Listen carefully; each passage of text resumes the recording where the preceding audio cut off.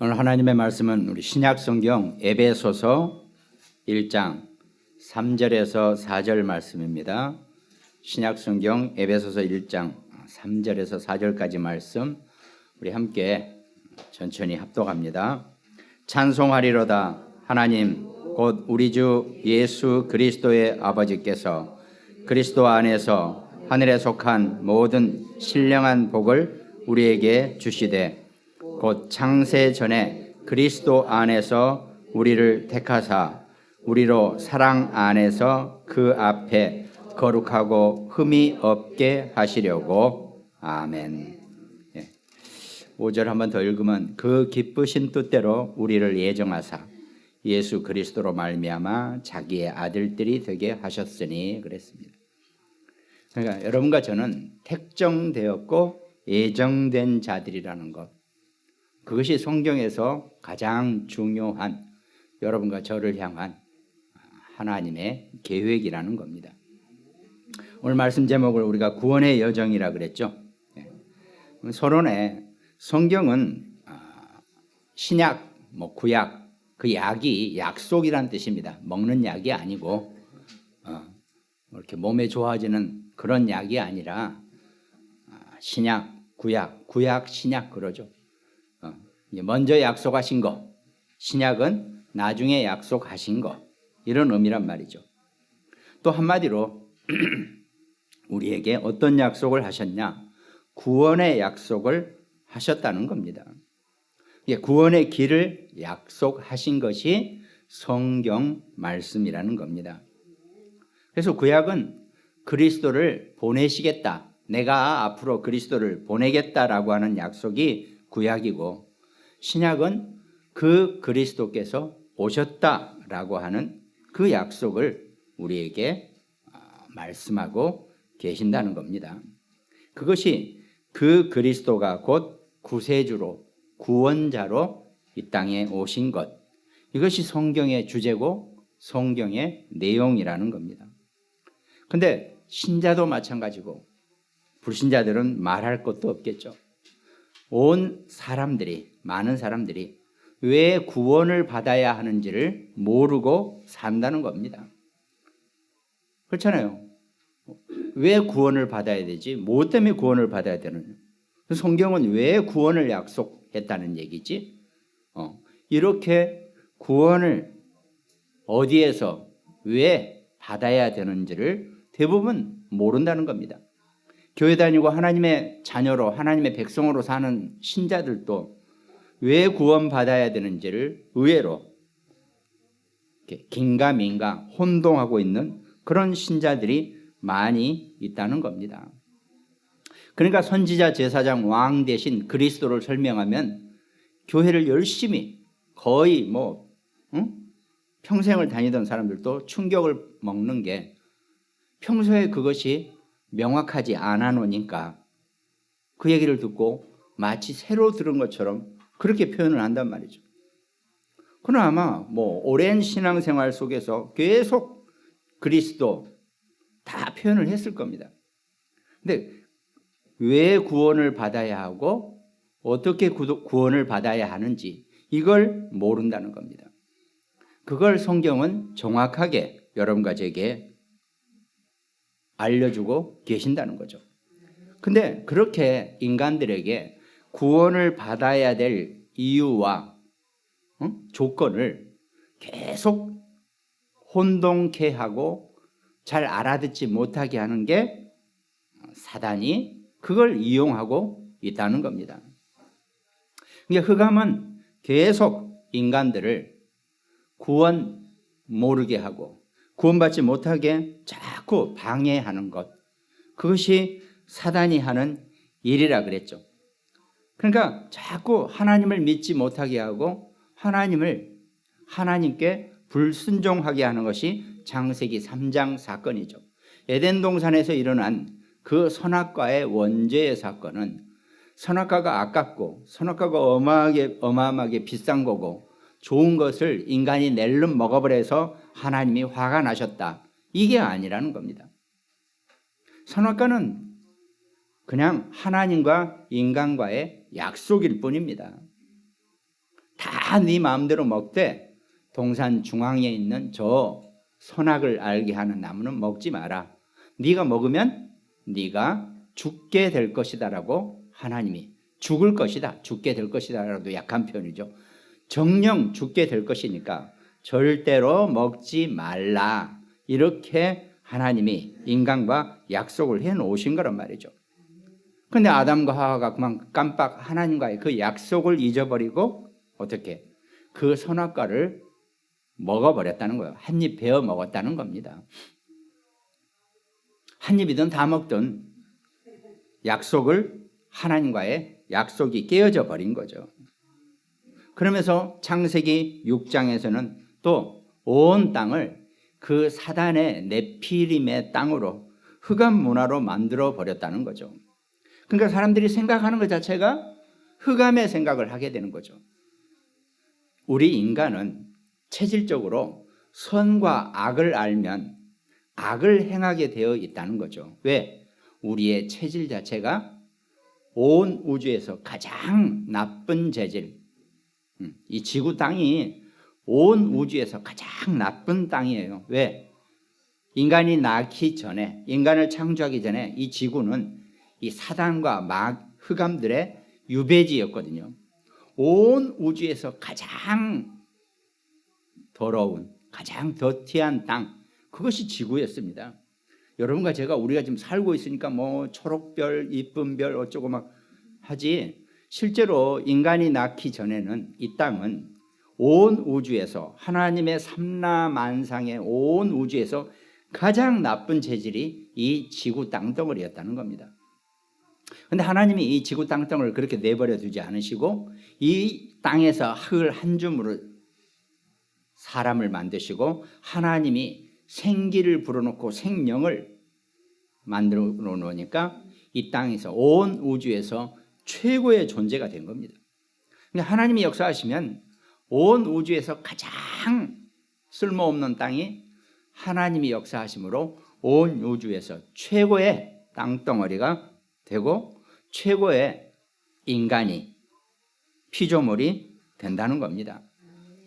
근데 그만 하나님과의 약속을 어겨버리고, 그러니까 재질 자체가 그래 놓으니까 하나님과의 약속을, 선과 악을 알게 하는 그거에 그만 약속을 잊어버리고 하나님과의 약속을 깨서 인간은 원죄 속에 빠지게 된 겁니다. 그러니까 원죄에 빠진 인간을 사단이, 흑암이 공격을 하게 되고 또 뭔가 열심히 욕심을 내서 일을 하게 하는 그런 바벨탑 사건까지. 그러니까 창세기 1장부터요 11장까지는 인간이 왜 멸망 속에 빠져 있고 왜 구원을 받아야 하는지를 성경은 설명하고 있는 그런 책입니다. 그러니까 다른 데는 없어요. 아무리 지구상에 아무리 좋은 책을 뒤져봐도 인간이 왜 어떻게 이 땅에 창조되었고 왜 인간에게 이런 문제가 발생했는지를 밝히는 책은 아무 데도 없습니다.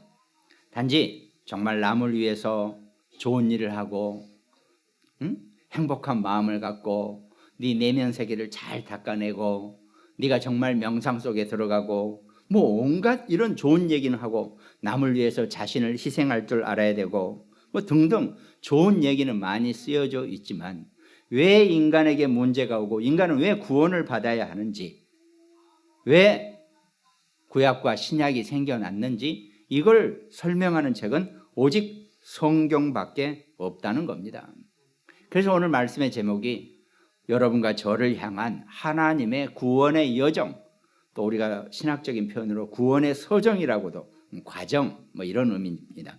서정이라고도 표현을 한다는 겁니다. 성경에는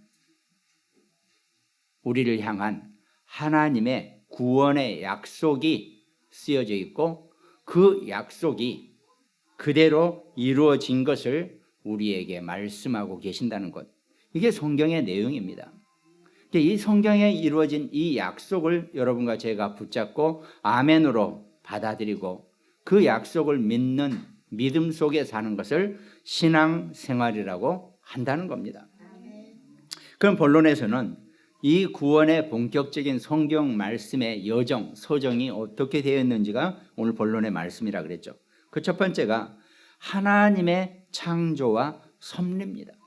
그러니까 하나님은 온 우주를 창조하시고 하나님 나름대로의 섭리를, 인간에 대한 하나님의 계획을 만드셨다는 겁니다.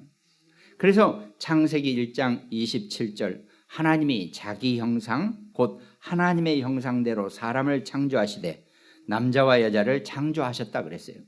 그러니까 인간은요 하나님이 창조하셨다는 겁니다. 물론 여러분과 저는 기억에는 없지만 다 자기 어머니 배에서, 우리 아이들도 마찬가지고 10달 있다가 나온 그런 존재들이에요. 그러니까 내가 우리 엄마 배에서 나왔지 뭔 하나님이 나를 창조했냐 이렇게 저도 그렇게 생각하고 살았으니까요. 그런데 그게 아니라 우리 조상의 끝까지 올라가 보면 거기에는 하나님이 창조하신 아담과 하와가 우리 온 인류의 조상이라는 겁니다. 그 아담과 하와를 하나님이 창조하셨다는 거예요. 그러니까 창조론 속에서 보면 닭이 먼저냐 달걀이 먼저냐 이게 얘기가 있죠. 사람들 당연히 닭이 먼저입니다. 하나님이 닭을 만드시고 그 닭이 달걀을 낳아서 낳고 병아리가 낳고 또 닭이 되고 이렇게 된다는 겁니다. 그러니까 간단해요. 인간의 이 창조의 모습 자체가 그렇게 딱 정하면 그게 맞는 얘기입니다. 그러니까 하나님이 자기 형상대로 인간을, 아담과 하와를 창조하셨다고 성경은 분명히 말씀하고 계신다는 겁니다. 창세기 2장 7절에 보니까 그래서 여호와 하나님이 땅의 흙으로 사람을 지으시고 생기를 그 코에 불어넣으시니 사람이 생명이 되니라 그랬습니다. 그러니까 여러분과 저는요 하나님의 그 생기, 호흡을 불어서 우리가 생명이 된 그런 존재라는 겁니다. 저도 살면서 저 자신을 그렇게 낮게 아무렇지도 않게 그렇게 생각하고 살지는 않았어요.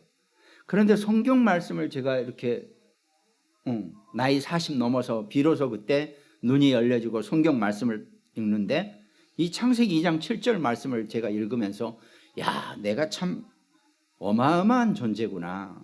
하나님이 그 하나님의 생기를 불어서 만든 존재, 내가 그런 존재구나.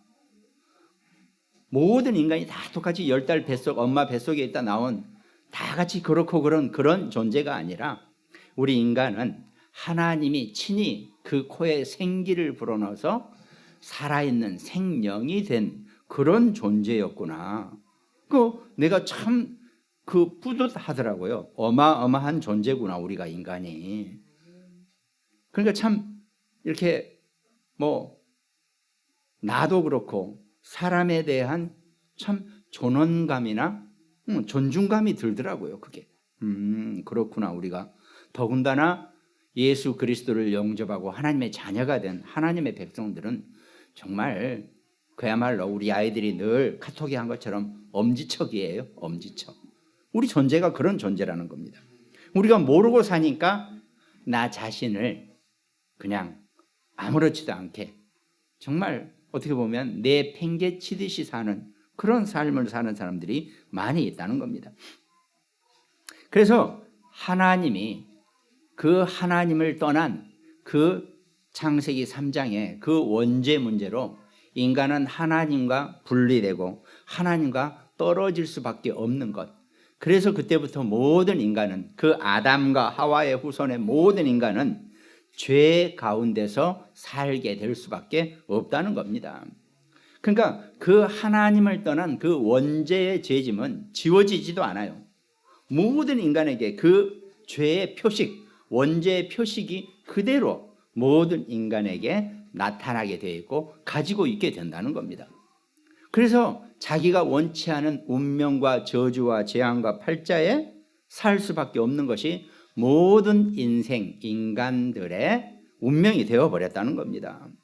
아무리 좋은 집에서 태어나고 아무리 부잣집에서 태어나고 아무리 대통령의 아들이고 거기서 태어나고 별걸 다 해본 공주고 왕자고 왕궁에서 태어났고 석사 박사 받고 그래도 모든 인간은 똑같이 하나님을 떠난 죄의 짐을 진 죄인일 수밖에 없다는 것. 그것이 성경이 말씀하고 계시는 우리 인간론입니다. 그래서 하나님이 우리 인간을 그렇게 내버려 두지 않으시고 인간을 구원하시기 위한 계획을 말씀하신 것. 그것이 구원의 여정이고 성경의 약속이라는 겁니다. 그러니까 성경은 하나님이 우리에게 하신 말씀이지만 사실은 인간을 향한 책이에요. 그래서 제가 가끔 그냥 하는 표현이 인간 매뉴얼이라고 그러잖아요. 요 매뉴얼대로 하면 되는 거예요. 우리는 요 매뉴얼대로 살면 된단 말이죠. 근데 이걸 일일이 다 어떻게 지키고 사느냐?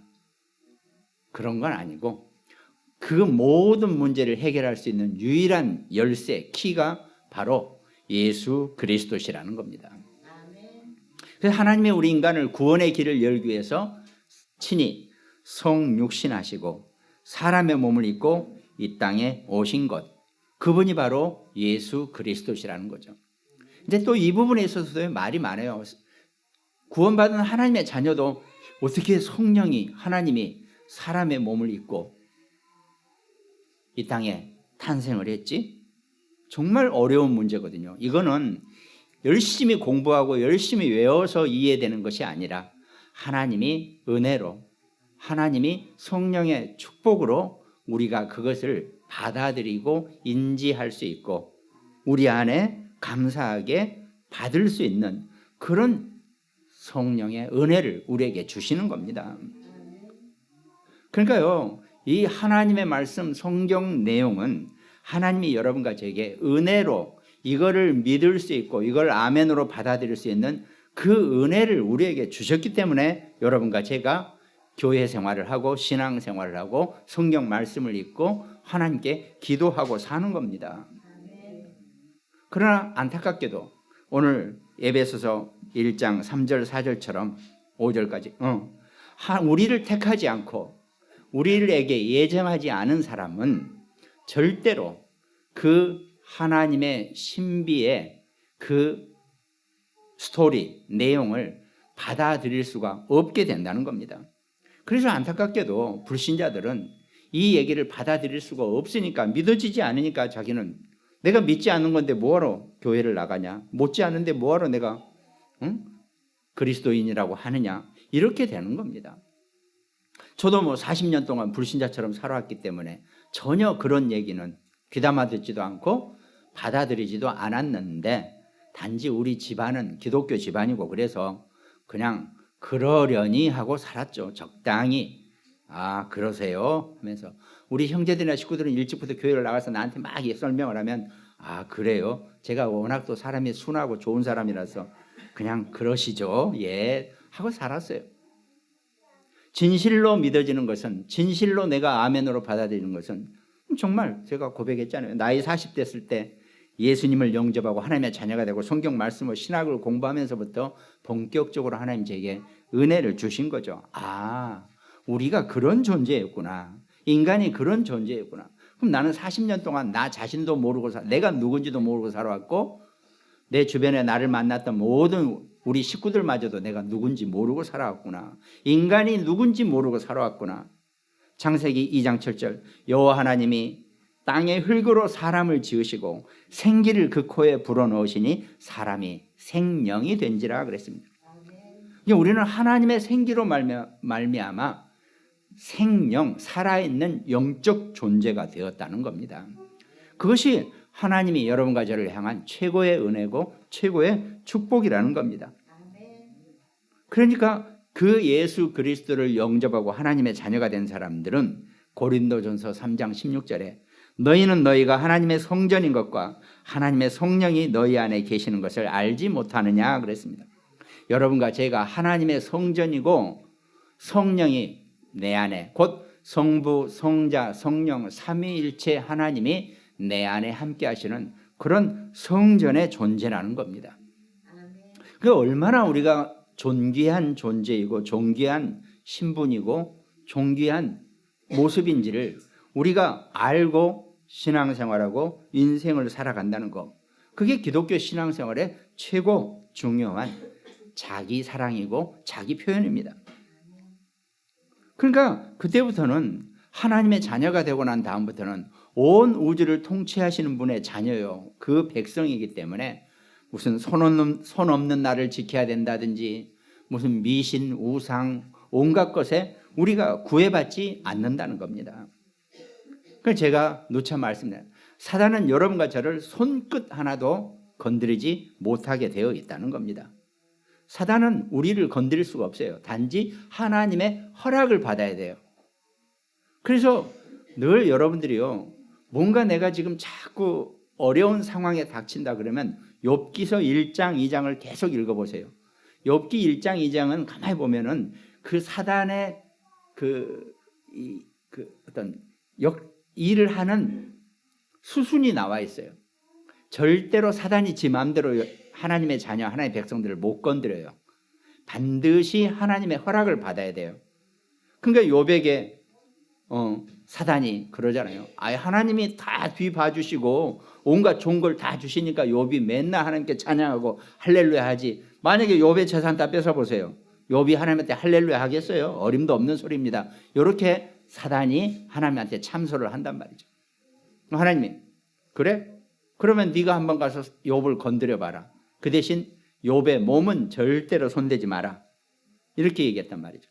그러니까 뭐 사단이 가서 신났죠. 뭐 욥의 자식들 다 죽이고 욥의 재산 다 뺏어가 버렸죠. 그래도 욥이 불신앙하지 않는단 말이죠. 사단이 또 가서 하나님한테 이르는 거죠. 그게 아니라 욥의 몸을 건드려야지 욥이 하나님을 저주하고 하나님과 단절할 거 아닙니까? 이렇게 얘기한단 말이죠. 그래? 그럼 네가 욥의 몸을 건드려 봐라. 그러나 그 생명은 건들지 마라. 욥의 생명은 내 것이니라. 하나님이 그런단 말이죠. 욥이 또 신났죠. 욥에게 가서 온 몸이 종기가 나게 하고 막 문둥병이 생기고 난리를 쳤어요. 그래도 욥은 그 신앙을 잃지 않고 하나님 앞에 내가 적신으로 나아가리라고 하면서 분명히 하나님에 대한 올바른 고백을 하죠. 그러니까 사단이 두 손 두 발 다 들고 하나님 다시 욥의 모든 것을 회복시키는 이제 그런 스토리입니다. 그러니까 거기 보면은 사단은 절대로 여러분과 저를 구원받은 하나님의 자녀를 털끝 하나도 못 건드린다 그랬습니다. 머리카락 하나도 못 건드리게 돼 있어요, 사단이. 이게 제가 머리가 좀 없는 것이 사단이 한 게 아니고 하나님이 허락하신 것뿐입니다. 그렇게 아시면 돼요. 뭐 이유가 있으시겠죠. 어쨌든 좋습니다.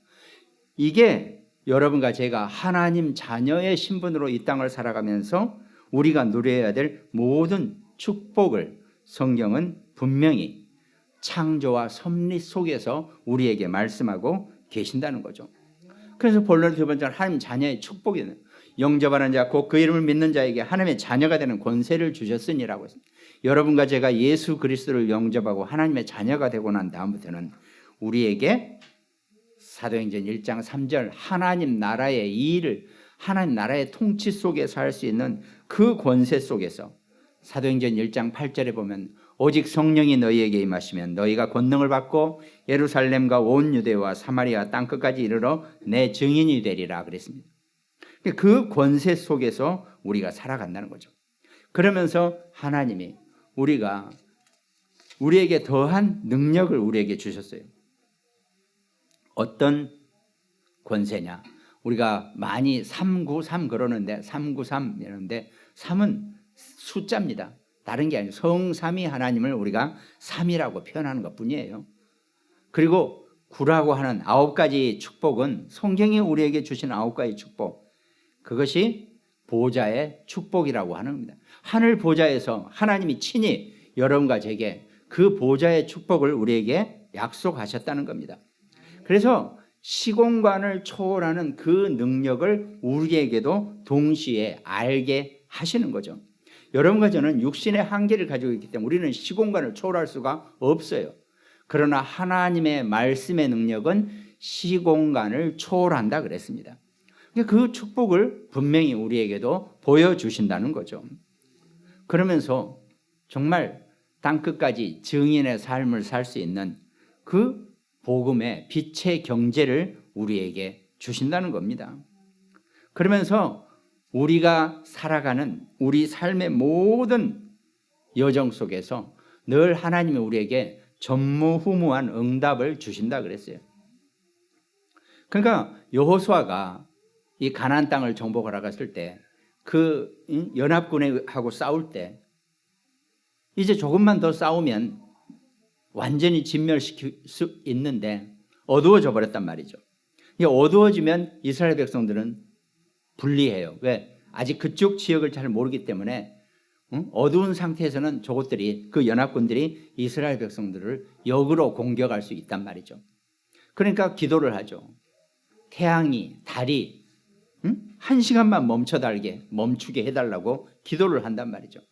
그때 어떻게 지구와 달이 태양을 가운데 두고 자전과 공전을 하는데 그게 멈출 수가 있겠습니까?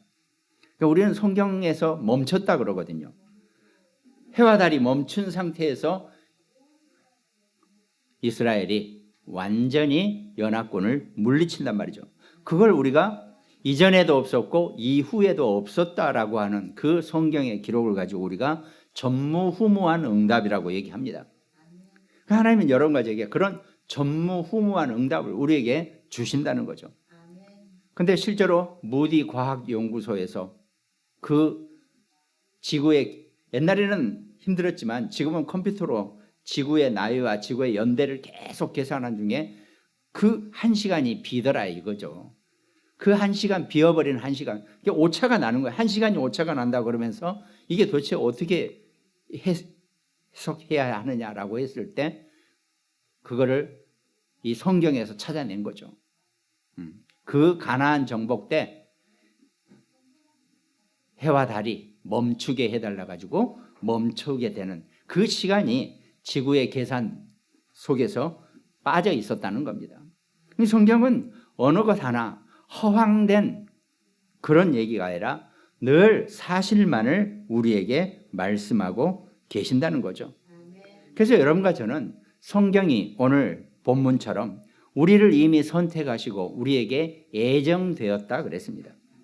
하나님의 절대 주권이라 그랬어요. 혹시 여러분과 제가요 어떤 일이든 뭐가 안 되고 뭐가 문제가 오고 뭐가 사건이 생기더라도 그건 하나님이 여러분과 제게 허락하신 절대 주권이라는 것을 믿는 믿음이 우리의 신앙생활의 온전한 믿음이고 올바른 믿음입니다. 우리는 꼭 좋은 것만 믿어야 되고 내게 유익되는 것만 믿어야 되는 그게 아닙니다. 때로는 내게 어려움도 있을 수도 있고 문제가 생길 수도 있고 위기가 올 수도 있겠죠. 그것도 하나님이 다 예정하시고 준비하신 것이라는 것, 이걸 믿는 믿음이 우리의 신앙생활입니다.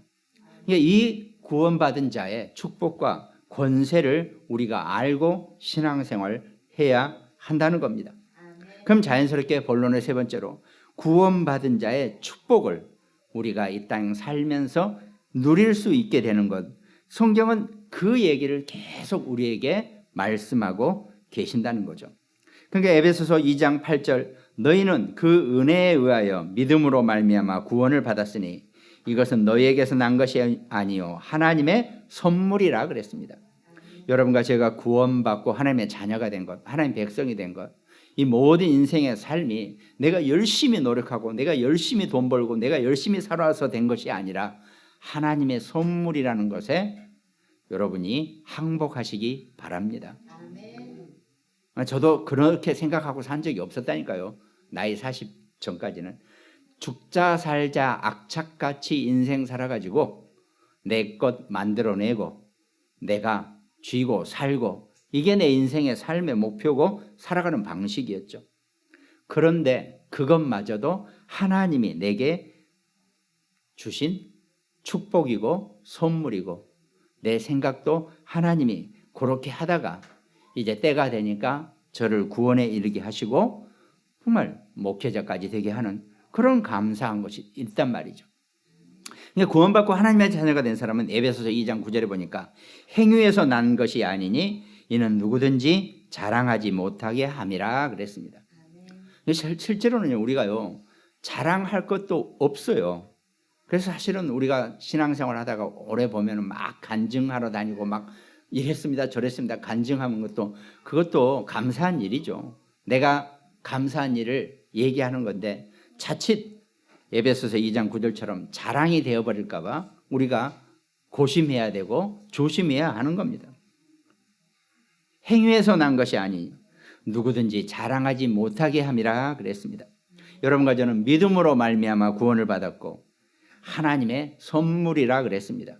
그 하나님의 선물로 구원받고 하나님의 자녀가 된 여러분과 제, 그러니까 고린도전서 12장 3절에 그러므로 내가 너희에게 알리노니 하나님의 영으로 말하는 자는 누구든지 예수를 저주할 자라 하지 아니하고 또 성령으로 아니하고는 누구든지 예수를 주시라고 할 수 없다 그랬습니다. 여러분과 제가요 그냥 예수 그리스도를 고백하고 그 이름을 부르고 그리스도가 나의 주님이라고 고백하는 것이 내 의지나 내 인격이 아니라 성령의 은혜라는 것, 이걸 분명히 알아야 됩니다. 이걸 분명히 인정해야 되는 거죠.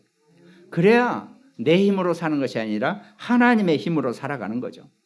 우리 인간은, 여러분과 저는, 저도 마찬가지고 우리는 한계를 가진 존재이기 때문에 우리 힘 가지고는 살 수 없어요. 여러분과 제가 아무리 힘이 좋아도 생각해 보세요. 지구가 뭐 평평하다는 사람도 있는데 지구는 공처럼 둥글다고 하죠. 그러면 공처럼 둥근 위에 여러분과 제가 지금 있다니까요. 내 힘으로 그 지구 땅덩어리 위에 붙어 있으려고 해보세요. 못 붙어 있어요. 그것도 과학이 또 인력이고 뭐 어쩌고 하면서 만유인력하고 알기 쉽게 우리한테 표현해 줬지만 그게 하나님의 절대적인 능력이고 힘입니다. 온 우주를 제 위치에서 회전하고 돌게 만드는 것, 그게 하나님의 능력이거든요. 그럼 우리 인간이 그 땅덩어리에서 떨어지지 않고 붙어 있는 것, 이것마저도 하나님의 최고의 은혜고 하나님의 능력이라는 겁니다. 그러니까 우리는 그 모든 것에 감사하고 그 감사 속에서 우리가 하나님의 자녀가 되고 하나님의 백성이 된 것을 늘 누리면 된다는 겁니다. 그러니까 성령이 아니고서는 그리스도를 나의 주라고 고백할 수 없다 그랬습니다. 여러분과 제가 예수 그리스도를 고백하고 하나님의 자녀가 된 것은 하나님의 성령의 은혜인 줄 믿으시기 바랍니다. 잘못하면 아까 창세기 3장 그 원죄 사건으로 말미암아 평생 흑암의 종노릇을 하고 마귀의 수종을 드는 그런 존재로 살 뻔하다가 어떻게 하나님이 때가 되니까 여러분과 저를 구원에 이르게 하시고 하나님의 귀한 자녀 백성으로 만들어 주신 거, 이걸 정말 감사할 수 있는 그런 축복받은 성도 성자 되시기를 주님의 이름으로 축원드리겠습니다. 그러면 우리는 기도할 수밖에 없죠. 근데 우리가 기도를 어떻게 해야 됩니까? 아까 시공간을 초월하는 능력을, 또 빛의 경제의 능력을, 그러면서 전무후무한 응답이 내게 역사하도록 기도하는 겁니다. 그거는 성경이 이미 여러분과 제게 약속하셨고 이미 성경에서 말씀하신 모든 영웅들의 이 얘기는 여러분과 제게 아까 얘기했죠. 약속이라고. 똑같이 우리에게 주어지는 약속입니다. 우리가 그 약속을 받아먹으면 되고 우리가 그 약속을 취하면 되는 겁니다. 그러니까 하나님이 그 성경의 영웅들의 그 약속대로 내게도 그대로 임하시게 해 주실 줄로 믿습니다. 이것이 기도의 내용이라는 겁니다. 우리가 여러 가지 것을 많이 기도하죠. 감사하죠. 우리 입에서 나오는 모든 것은 다 하나님이 다 들어주신다 그랬거든요. 근데 이왕이면은 좀 세게 하면 돼요. 성경에 있는 모든 영웅들의 그 축복 내게도 임하게 해달라고. 하나님이 성경에 있는 모든 그런 일들을 우리에게 자랑하려고 거기에 써놓으신 게 아니에요. 그대로 우리에게 주시겠다라고 써놓으신 거라는 겁니다. 그러니까 그 원리를 알고 그 간구를 하는 것이 기도라 그랬습니다. 그러니까 우리가 기도할 때 정말 성경에 그 영웅들의 축복이 내 인생에, 내 자녀에게, 내 가정과 가문에게, 내가 속해 있는 그 조직 안에, 교회 안에 그대로 임하게 해달라고 기도하시면 하나님이 그 약속대로 이루어 주신다고 분명히 말씀하셨다는 겁니다. 그것이 우리의 기도가 되어져야 한다는 겁니다. 기도는 하나님이 무엇을 하더라도 그대로 다 받아주시게 되어 있는 게 성도의 기도라는 겁니다. 그럼 자연스럽게 이 기도의 내용을, 성경의 내용을 다른 사람에게 전달하는 것, 그것이 전도입니다. 우리가 전도를 어렵게 생각하는 게 아니죠. 왜? 하나님이 예비된 자에게, 그 예비된 자는 이 하나님의 얘기를 증거하고 전달하면 받아들여지게 되어 있다는 겁니다. 우리가 아직 시간표가 안 됐고 약속이 안 된 사람한테 자꾸 얘기하니까 핀잔이나 듣고 너나 잘해라 이런 소리나 듣고 이러지, 하나님의 예비된 자에게 얘기를 하면요, 그 사람이 즉시로 그 하나님의 말씀을 받는, 그것이 전도입니다. 이게 전도는 되고 안 되고가 없어요. 하나님의, 아까 은혜라 그랬죠. 예정되고 택정된 자가 이 말씀을 들으면 아멘하고 받는 것이 전도입니다. 안 받으면 많은 거죠. 그건 하나님의 계획 속에 있지 않기 때문에 우리가 두 번 얘기할 필요가 없는 거죠. 기다리면 되는 거고. 그게 전도라는 겁니다. 그러니까 여러분과 제가 구원받고 하나님의 자녀가 되고 나서 우리가 축복을 누리는 것은 바로 이렇게 그 선물을, 하나님이 우리에게 주신 그 구원의 은혜의 선물을 내가 누리는 것이고, 아까 보좌의 축복을 기도하는 것이고, 그 내용을 전달하고 사는 것, 전도의 삶을 사는 것입니다. 그것이 구원받은 자의 축복이고 우리의 누림입니다. 나머지 것은요, 이거 되게 해주세요, 저거 되게 해주세요, 이거는요, 하나님이 여러분과 제게 필요하고 있어야 될 것인 줄 뻔히 알면 다 주신다고 분명히 약속하셨다는 겁니다. 너희는 먼저 그의 나라와 그의 의를 구하라. 그래야면 나머지 것은 내가 다 알아서 해 주시겠다고 성경은 분명히 하나님은 우리에게 약속하고 계신다는 겁니다. 성경에 있는 창세기부터 계시록까지의 모든 말씀은 하나님이 여러분과 제게 일방적으로 하신 말씀이 아니에요. 우리와 약속하신 것이 성경의 내용이라는 겁니다. 그럼 어떤 성경의 구절도 다 내게 이루어지게 하시고 나와 약속하신 거기 때문에 내가 약속대로 해 주세요라고 청구하면 하나님이 그대로 들어주신다 그랬습니다. 그것이 우리의 신앙생활이라는 겁니다. 결론에, 그러면 우리가 살아가는 삶의 그 모든 상황 속에서 우리에게 좀 혼동이 오는 게 있어요. 그게 한 5가지 있는데 그걸 결론으로 마무리하겠습니다. 그걸 이겨서 해야 되거든요. 자, 우리에게 핍박이 오고 시험이 온다는 것은 하나님이 우리를 어떻게 확인하고 점검하는 시간표라고 받아들이면 됩니다. 내가 왜 갑자기 문제가 왔지? 왜 위기가 왔지? 하나님이 우리를 확인하는 시간표라는 겁니다. 그러면서 이 신앙생활을 방해하는 율법주의는 하나님의 말씀을 인간 생각 수준으로 낮추는 사단의 속임수라는 겁니다. 그러니까 율법주의는 하나님 말씀을 우리 수준으로 낮추려는 사단의 속임수라 그랬어요. 그러면 신비주의는 하나님의 말씀보다 인간적 체험을 강조하는 것, 이게 신비주의라고 보면 됩니다. 그러면서 인본주의는 하나님 중심이 아닌 사람 중심 신앙생활로 만들려는 사단의 그것도 술수라는 거죠. 하나님 중심이 아니라 사람 중심으로 살게 하는 게 인본주의입니다. 그러면서 우리가 늘 밖에 나가면 듣거나 알게 되는 것, 재림, 종말, 이건 모든 기존 교회나 기존의 모든 신앙 생활을 부정하려고 하는 그런 이단들의 편법이고 전략이라는 겁니다. 때가 되면 하나님은 그 시간표 속에서 마지막이 되든 종말이 되든 재림이, 그리스도는 반드시 재림주로 이 땅에 오신다 그랬어요. 그러면 언제 오시는 건지 우리는 상관없어요. 왜? 우리는 구원받고 하나님의 자녀가 됐기 때문에 심판주로 오시는 것이 아니라 우리를 부활에 이르게 하시고 영생 속에 이르게 하시기 위해서 예수님이 재림하신다 그랬거든요. 그러니까 우리는 그거를 전혀 걱정할 필요 없고 전혀 그 부분에 거기에 우리가 엮일 이유가 하나도 없다는 겁니다. 이제 그걸 이용해서 그래도 우리가 준비해야 되지 않겠느냐, 흰 옷 입고 있는 거 다 털고 뭐 이런 식으로 나오는 건 100% 이단이라는 겁니다.